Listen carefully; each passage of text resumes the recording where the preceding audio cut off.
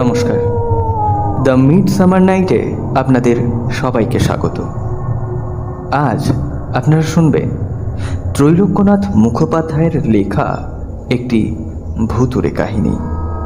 গল্পটির নাম টম সাহেবের ভুতুড়ে বাড়ি। দ্য মিড সামার নাইটের প্রতিটি গল্প শুনতে এখনই সাবস্ক্রাইব করুন আমাদের ইউটিউব চ্যানেলে, আর শুনতে থাকুন আজকের বিশেষ গল্প। টম সাহেবের বাড়ি। প্রকাণ্ড অট্টালিকা, একতলা, দোতলা, তেতলা, কত যে ঘর তা বলতে পারি না। দেখতে দেখতে আমরা বড় একটা ঘরে গিয়ে উপস্থিত হলাম। মেঝেতে নিবিড় ধুলো পড়েছে, কোথাও কিছু নেই। হঠাৎ দেখলাম ঠিক সামনে একটা পায়ের দাগ পড়ল, শিশুর পদচিহ্ন। তার আগে কি আশেপাশে আর কোনো দাগ নেই, কেবল সেই একটি দাগ মাত্র।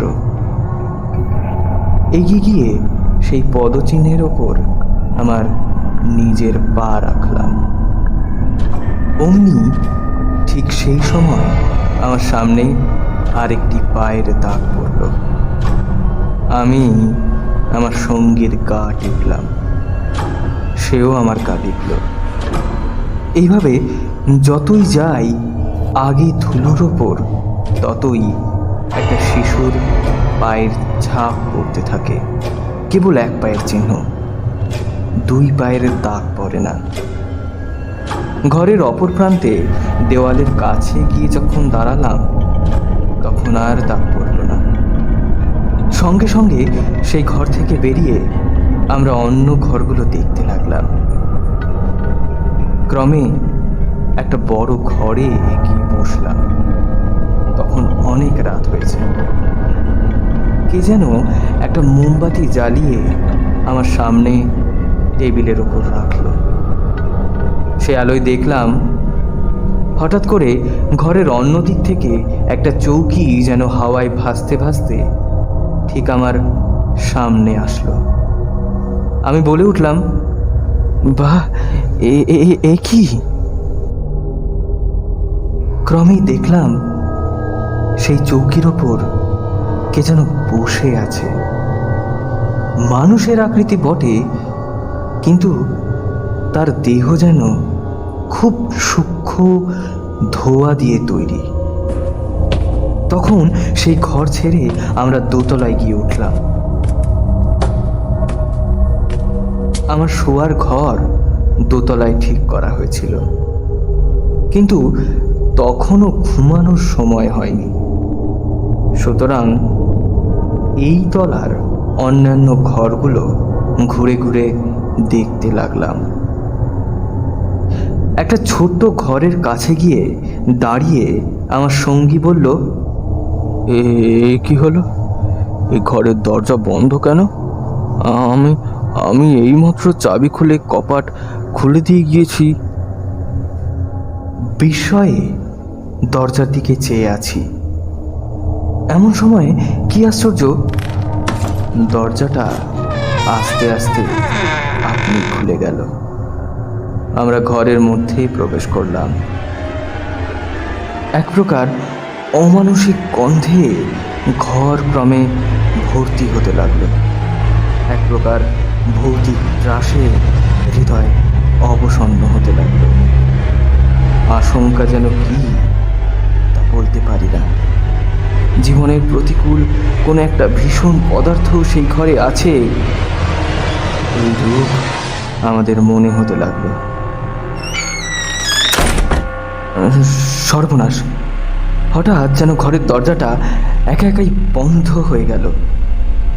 সেই ঘরে আর কোনো দরজা জানালা ছিল না। প্রথমে দুইজনে দরজা ধরে টানাটানি করে দেখলাম, কিছুতেই খুলতে পারলাম না। আমার সঙ্গী বলল, খুব পাতলা তক্তা দিয়ে দরজাটা তৈরি, 2 লাথিতেই ভেঙে ফেলবো, দেখি ভূতে কি করে রক্ষা করে। বিশ্বাস করুন, 2 লাথি নয়, 1000 লাথিতেও সে কপাট ভাঙল না। আমরা অনেক চেষ্টা করলাম, কিন্তু কিছুতেই সে ভাঙতে পারলাম না। শান্ত হয়ে আমরা চুপ করে বসলাম। হঠাৎ খলখল করে বিকট হাসির শব্দ হলো। দরজাটা আস্তে আস্তে আপনি খুলে গেল, আর সেই ভয়ঙ্কর ঘর থেকে আমরা তাড়াতাড়ি বাইরে বেরিয়ে গেলাম। সেই ঘর থেকে বেরিয়ে আমরা বারান্দায় এসে দাঁড়ালাম। একপাশে দেখলাম কেমন একটা চলমান নীল রঙের অলৌকিক আলো জ্বলছে। কি আলো, কোথায় যাচ্ছে দেখবার জন্য আমরা সেই আলোর পেছন পেছন চললাম। সিঁড়ি দিয়ে আমাদের আগে আগে আলোটি তেতলায় গিয়ে উঠল। তেতলার উপরে উঠে একটা সাধারণ শোয়ার ঘরে প্রবেশ করলাম। আমি অনুমান করলাম যে বৃদ্ধা এই বাড়িতে একা বাস করত, এই ঘরটি তারই ছিল। ঘরের ভেতর লক্ষ্য করলাম একটি দেরাজ রয়েছে। ওটা খুলে তার ভেতর থেকে একটা রেশমের রুমাল আর 2টো চিঠি নিলাম। চিঠি দুটো নিয়ে আমরা দোতলায় এসে নামলাম। মনে হলো আমার পাশে চিঠি দুটো কেড়ে নেওয়ার জন্য কে যেন বারবার চেষ্টা করছে, কিন্তু আমি শক্ত করে ধরায় তার চেষ্টা বারবার বিফল হচ্ছে। আমার শয়ন ঘরে উপস্থিত হয়ে প্রথমে ঘড়ি ও পিস্তল টেবিলের ওপর রাখলাম। কাছের ছোট একটা ঘরে আমার সঙ্গীকে থাকতে বললাম। মাঝখানের দরজা খোলা। যে চিঠি দুটো উপরের ঘর থেকে আনলাম, এতক্ষণে তা পড়তে শুরু করেছি। 50 বছর আগের 2টো চিঠি কোন এক পুরুষ তার প্রিয়জনকে লিখেছিল, কিন্তু নাম ধাম কিছুই লেখা ছিল না। তাতে কোনো এক বিভীষিকার আভাস ছিল। কে যেন কাকে খুন করেছে, এই হচ্ছে ভাবের কথা। চিঠি দুটো পড়ে আমি চৌকির ওপর বসলাম। ঘরে 2টি বড় বড় আলো জ্বলছিল। শীত প্রধান দেশ, ঘরে আগুন জ্বালাবার জায়গায় দাও দাও করে আগুন জ্বলছে। হঠাৎ টেবিলের ওপর থেকে আমার ঘড়িটা শূন্যে কোথায় যেন চলে যেতে লাগলো। হাতে পিস্তল ভেঙে আমি তাড়াতাড়ি দৌড়ালাম, কিন্তু টপ করে ঘড়িটা যে কোথায় অদৃশ্য হয়ে গেল আমি আর দেখতে পেলাম না। সেই সময় আমার সঙ্গী পাশের ঘর থেকে ছুটে এলো। ওর চোখ রক্তবর্ণ, যেন কোটর থেকে এক্ষুনি বেরিয়ে পড়বে, আর সারা শরীরে রোমাঞ্চ। মাথার চুলগুলো সব খাড়া হয়ে উঠেছে। আমাকে বলল, পালাও পালাও পালাও পালাও, এই স্থানে আর আর আর কিছুক্ষণ থাকলে এবারে সত্যি সত্যি মরা পড়তে হবে। পালাও পালাও পালাও পালাও। এই বলে চিৎকার করতে করতে সে আমার ঘর থেকে বেরিয়ে সিঁড়ি দিয়ে নামতে আরম্ভ করলো। তাকে ফেরানোর জন্য আমি ওর পেছন পেছন দৌড়ালাম, কিন্তু ধরতে না ধরতেই সে দরজা খুলে ঊর্ধ্বশ্বাসে পালালো। সেই ভয়াবহ শ্মশান সদৃশ্য অট্টালিকার ভেতর আমি এখন একা। প্রাণে আমার অতিশয় ভয় হলো। একবার মনে ভাবলাম আমিও পালাই, কিন্তু এই কথা জানলে বন্ধু বান্ধব সকলে হাসবে, আমাকে নিয়ে বিদ্রূপ করবে। যা থাকে কপালে, এই মনে করে আমি পুনরায় উপরে গেলাম। কি আশ্চর্য, আমার সামনে তালগাছ প্রমাণ একটা অতিকায় কালো মানুষের ছায়া এসে দাঁড়িয়েছে। তার মাথা ছাদে ঠেকেছে, সেই মাথায় একটাই চোখ জ্বলজ্বল করছে। সারা শরীর আমার শিহরিয়ে উঠল। পিস্তলটা হাত থেকে খসে পড়ে গিয়েছে।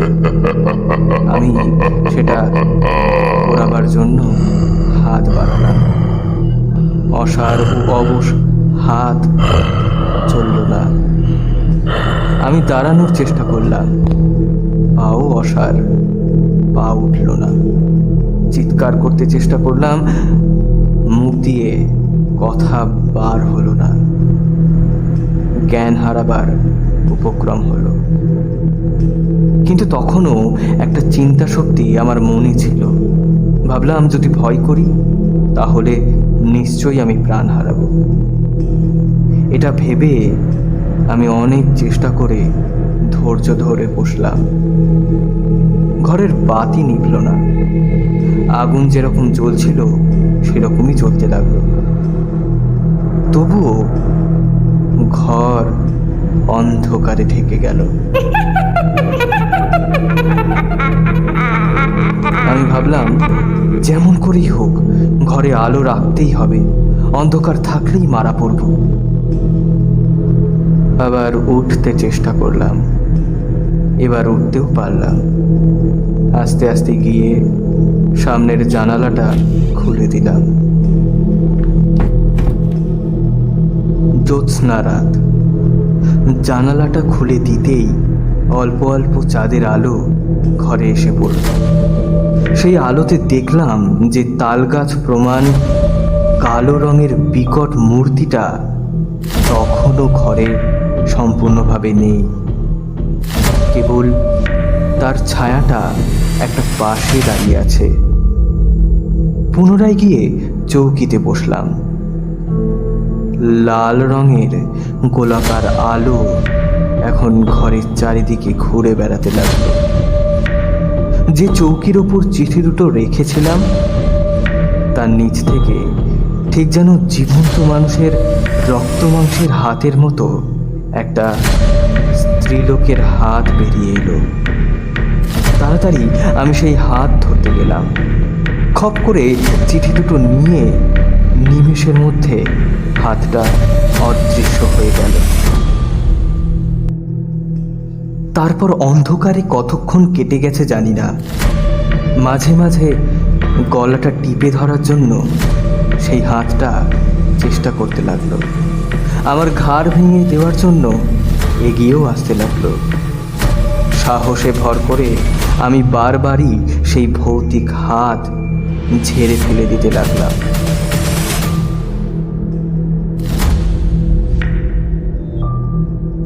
সে রাতে আমি যে কি করে প্রাণে বেঁচেছিলাম সেটাই এখনো আশ্চর্য।